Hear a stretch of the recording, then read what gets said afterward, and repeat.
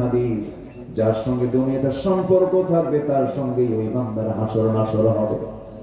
এই জন্য বন্ধু নির্বাচনে ভুল করা যাবে না, সুন্দর পরিবেশ নিয়ে চলবেন। আমার বন্ধুগণ, সব চলে যাচ্ছি আমরা, কেউ একটু আগে যায়, কেউ একটু পরে যায়। আমার এখানে যারা বসে আছেন, আমার বন্ধু অনেক দুনিয়া থেকে বিদায় হয়ে গেছে। জিয়া নামে আমার এক বন্ধু ছিল, আমার সেম বয়সী, সুন্দর কণ্ঠ ছিল, আর্মিতে চাকরি করত। আমি জানতাম না সে মারা গেছে, ক্যান্সার হয়েছিল। একদিন হঠাৎ করে খোঁজ নেওয়ার জন্য ফোন দিলাম, বন্ধু একটু খোঁজটা নিয়ে সালাম দিয়ে বললাম, বন্ধু কেমন আছো? তার বউটা ফোন করে বলে, হুজুর আমার স্বামী নাই, আমার স্বামী মারা গেছে। আটকে উঠলাম আমি, আহারে এত অল্প বয়স, ক্ষণজন্মা দুনিয়া থেকে বিদায় নিয়ে নিল। চোখের সামনে কত কবরে সামনে হাজির হলাম, কবরবাসীকে কবর দিয়ে দিলাম, কত লোকের বিদায় দিয়ে দিলাম। আমিও চলে যাব, আপনিও চলে যাবেন, কিন্তু সবচেয়ে বড় বিষয় হলো আমি আল্লাহর সামনে দাঁড়াতে চাবো লজ্জা নিয়া না সম্মান নিয়া? বলেন কি নিয়া আমরা কি নিয়ে দাঁড়াতে চাই? লজ্জা নিয়া না সম্মান নিয়া? সম্মান নিয়ে দাঁড়াতে হবে। আল্লাহর সামনে আমরা যেন সম্মান নিয়ে দাঁড়াতে পারি। আল্লাহ রাব্বুল আলামিন বলেছেন, বান্দা তুই মরবি ভালো কথা, কিন্তু একটা পরামর্শ আমার থেকে নিয়ে নে। কার পরামর্শ শুনবো আমরা? বলেন আল্লাহ বলছেন, ইয়া আইয়ুহাল্লাযীনা আমানু ইত্তাকুল্লাহা ওয়াল তানজুর নাফসুম মা قدمت لغد واتقوا الله إن الله خبير بما تعملون। জোরে বলুন আল্লাহু আকবার। ঈমানদারেরা তোমরা আল্লাহকে ভয় করো, আর লক্ষ্য রাখো তুমি আগামী দিনের জন্য কি আনতেছো, কি আমলনামা নিয়ে আসতেছো, তার দিকে লক্ষ্য রাখো। আমলনামা ডান হাতের গুলো নিয়ে আসো, বাম হাতের আমলনামা নিয়ে আসলে বড় বিপদ হয়ে যাবে, বড় মুসিবত হয়ে যাবে। আমাদের সবকিছুর বোঝাপড়া, মূল বোঝাপড়া হবে মরার আগে না মরার পরে? বলেন বলেন বলেন বলেন মরার পরে। আমি কি শেষ করে দেবো আলোচনা? উঠে গেলে কিছুই করা, বসুন। মাহফিল থেকে এমনি ওঠা তো ঠিক না, যে ইবাদত তো। রাগ করলেন নাকি আপনারা? ধমকাচ্ছি, এই ধমকের মধ্যে কিন্তু মহব্বত আছে। বাচ্চা যদি ওষুধ না খেতে চায় তখন মা কি করে? একটু আদর করে, বলে খা বাবা খা, কিন্তু তাও খায় না। কিন্তু এদিকে 104 ডিগ্রি জ্বর, মারাত্মক জ্বর, কিন্তু এরপরও খাচ্ছে না। তখন কি করে মা? হাত পা শক্ত করে ধুইরা মুখের মধ্যে ওষুধ দিয়ে খা। ঠিক কিনা? কেন? এটা কি মহব্বত কমছে না বাড়ছে? এই জন্য একটু বলা, কেউ যাবেন না, একটু বসে। সম্মানিত ভাইরা, আমি খুবই খুশি হয়েছি, এত বড় একটা গ্রুপের উনি মালিক, তিনি বসে কোরআন শুনতেছেন, এখানে কোরআনের বাগান সাজিয়েছেন। ওনার ইচ্ছা এখানে একটা ইউনিভার্সিটি করার। কেউ তো আলহামদুলিল্লাহ বলবেন? জোরে বলি আলহামদুলিল্লাহ। আমার আলোচনার পরে তার কিছু কথা শুনে এরপর আমরা দোয়া করব। রাজি আছেন তো সবাই? সবাই রাজি আছেন তো? একটা লোক নড়বেন না। যিনি যাবেন, যদি যাওয়ার প্রয়োজন হয় ভাববেন একটা ক্লাস, যদি যেতে হয় তাহলে একটু নখটা উঁচু করবেন। কি কারণে যাচ্ছেন আপনি? নখটা উঁচু করবেন। যদি কোনো কারণ থাকে বুঝবো, 1 নাম্বার বুঝবো যে আপনার কোনো সমস্যা আছে। রাগ করলেন নাকি আপনারা? সবকিছু একটা সৌন্দর্য আছে, সৌন্দর্য রক্ষার দায়িত্ব আমাদের সবার। একটু বসো। সূরাতুল আহজাব থেকে আমরা কথা বলছিলাম, তেলাওয়াত শুনেছিলাম। আল্লাহ তাআলা ঈমানদারকে ডাক দিয়ে কিছু আমল শিখিয়ে দিয়েছেন। বাংলাদেশ সহ গোটা পৃথিবীতে যতগুলো জাতি আছে, যতগুলো কান্ট্রি আছে, আমি বেশ কিছু দেশ সফর করেছি। আমার মনে হয় জাতিগত দিক থেকে আমার দেশের মানুষ সত্য কথা বেশি বলে না মিথ্যা কথা বেশি বলে? সত্য না মিথ্যা? আচ্ছা, মিথ্যা বেশি আসা দরকার না সত্য বেশি আসা দরকার? সত্য বেশি আসা দরকার না? কিন্তু দুঃখজনক হলো সত্য, আমরা মুসলমান খুব মিথ্যা কথা বলি। এর কিছু কারণ আছে জানেন?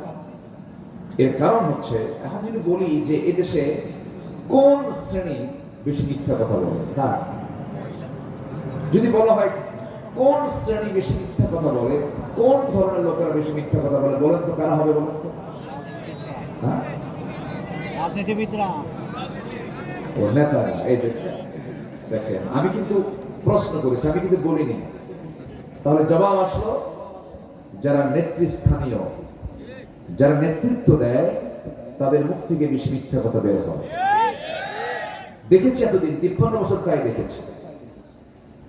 চিন্তা করে দেখুন, দল ইসলামী নয়, কত বড় ধোঁকাবাজি। দলটা কিন্তু ইসলামী দল নয়, কিন্তু নির্বাচনের আগ দিয়ে বলে ফেললেন উনি আগামী নির্বাচনে নির্বাচিত হতে পারলে মদিনার সনদে দেশ চালাবে।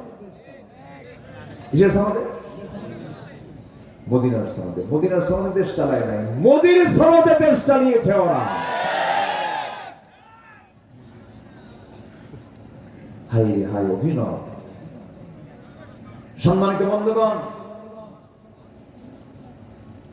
ইসলাম নিয়ে কথা বলতে গেলে ইসলামের তো জ্ঞান থাকতে হবে।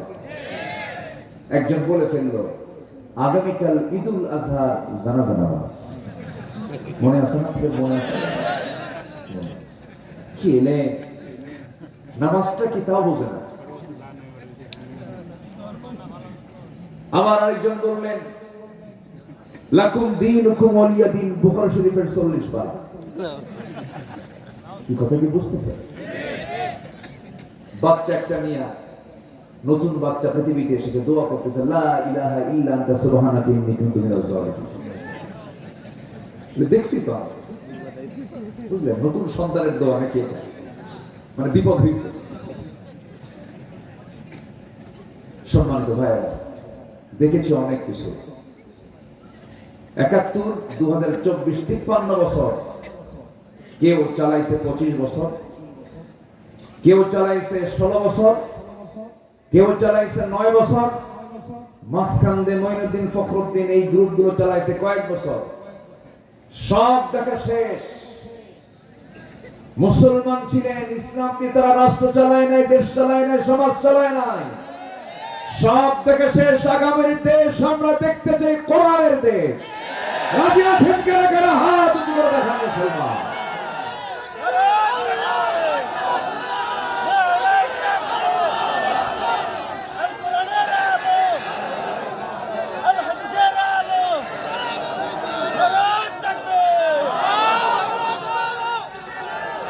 আল্লাহ কবুল করুন, জোরে বলে আমিন, আরো জোরে আমিন। পানি একটু ঘোলা করতে চাচ্ছে, পানি কি করতে চাচ্ছে? ঘোলা করতে চাচ্ছে। বিভিন্ন সুরতে আসতেছে। কোন উগ্রতা ইসলাম পছন্দ করে না। একজন আইনজীবীকে কেন হত্যা করা হলো? প্রতিটি হত্যার বিচার বাংলার জমিনে হতে হবে।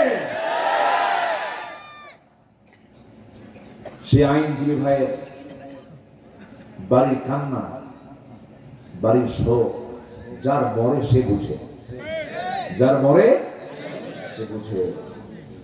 বউটার পেটে 3 মাসের বাচ্চা,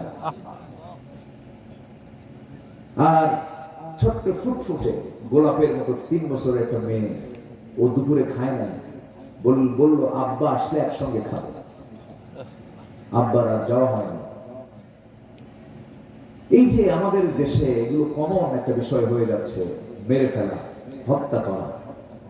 এগুলো তারাই শিখিয়েছে যারা পূর্বে দেশ চালিয়েছে। একটা মানুষের দাম কত জানেন? একটা ইমানদারের দাম কত? একটা ইমানদার ব্যক্তির মৃত্যু মানে কি? আল্লাহ তাআলা বলেছেন ফাকাতালান নাস জামিআ। একটা ইমানদার বান্দার মৃত্যু মানে গোটা পৃথিবীর মানুষকে মেরে ফেলা। কত দাম একজন ইমানদারের। সম্মানিত ভাইরা, সম্মানিত বন্ধুগণ, আমরা আল্লাহর দরবারে হাজির হব, মিথ্যা কথা বলবো না। জোরে বলি ইনশাআল্লাহ। শুধু একটা আমল যদি জাতি করে যে কিচ্ছু না, আজকের থেকে এই জাতি আর কখনো মিথ্যা কথা বলবে না, দেশটা জান্নাত হয়ে যাবে।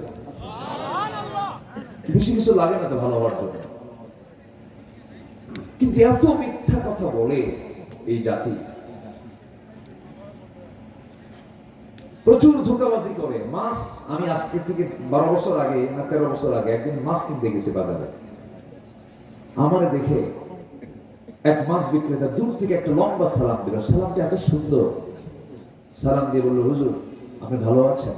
হ্যাঁ ভালো। আপনি বাজারে? হ্যাঁ মাছ কিনতে আসছেন। সে বলতেছে না যে আমার কাছ থেকে নেন, বলতেছে হুজুর আমি আপনার খুব ভক্ত, আপনার ওয়াজ শুনি। তো ভাবলাম সে যদি আমার ভক্তি হয় মাছদের কাছ থেকে নিতে হয়।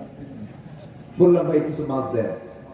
তো মাছটা ওজন করে দিল। ওজন করার সময় দেখি ওই সময় যে কি বলে ওই যে ডিজিটাল তো নাই, বাটখারা দিয়ে মাপ দিয়ে যখন দেখলাম যে একটু মানে বেশি বেশি দিচ্ছে, তো বললাম ভাই এরকম গড়ায় দেন কেন? হুজুর মহব্বত দিই, মহব্বত, একটু দোয়া করবো।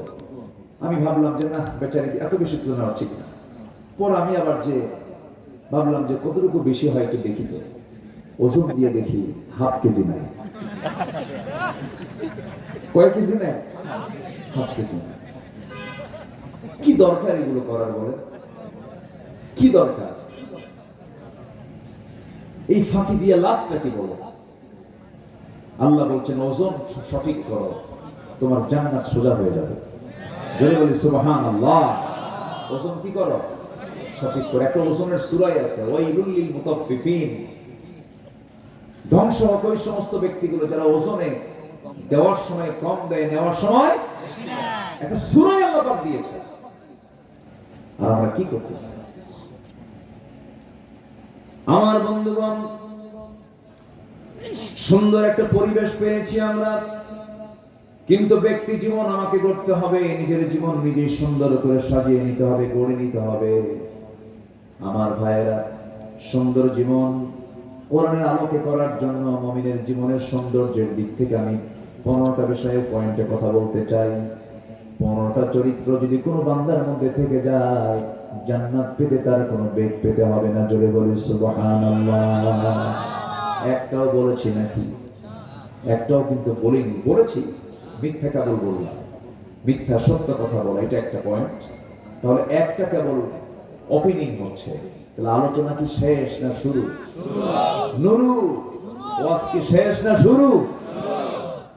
বসেন, ধৈর্য নিয়ে কথা শুনতে হবে।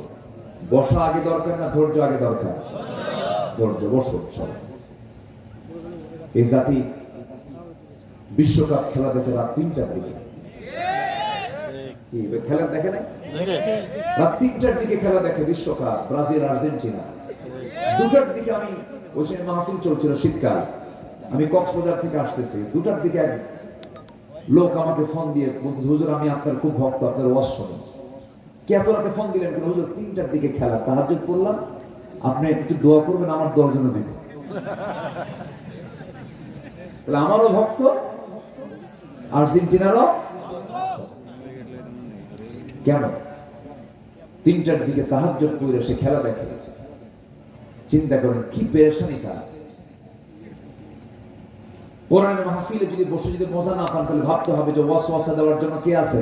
শয়তান। শয়তান কিন্তু আছে। একটু বসে আমরা, তাহলে আমরা 1 নম্বর বিষয়টা বুঝলাম হচ্ছে, আমরা আল্লাহ তাআলা বলছেন আমাকে ভয় করো আর সত্য কথা বলো। কি কথা বলো? সত্য কথা। সত্য কথা বলো। আমার বন্ধুগণ, সত্য কথা আছে যার, জান্নাতও আছে তার। সত্য কথা যার নাই, তার জন্য জান্নাত নাই। আল্লাহ রাব্বুল আলামিন বলছেন, বান্দা সত্য কথা বলবে, তোমার জীবনের সমস্ত ভুলভালগুলো আমি আল্লাহ মাফ করে দেব। সূরাতুল আহজাব আল্লাহ রাব্বুল আলামিন ৭০ নম্বর আয়াতে বলছেন, ইয়া আইয়ুহাল্লাযীনা আমানু তাকুল্লাহা ওয়া কুলু قولا سديدا يصلح لكم أعمالكم ويغفر لكم ذنوبكم ومن يطع الله ورسوله فقد فاز فوزا عظيما. جربنا الله أكبر. ইমানদারেরা তোমরা আল্লাহকে ভয় করো। নাম্বার 2 হলো সত্য কথা বলো, সুন্দর করে কথা বলো। মিথ্যার আশ্রয় নিও না, ধোঁকাবাজি করো না, ঠকবাজি করো না। সত্য কথা যদি বলতে পারো, আল্লাহ বলছেন তোমার আমলগুলো আমি আল্লাহ ঠিক করে দেব। যদি কোনো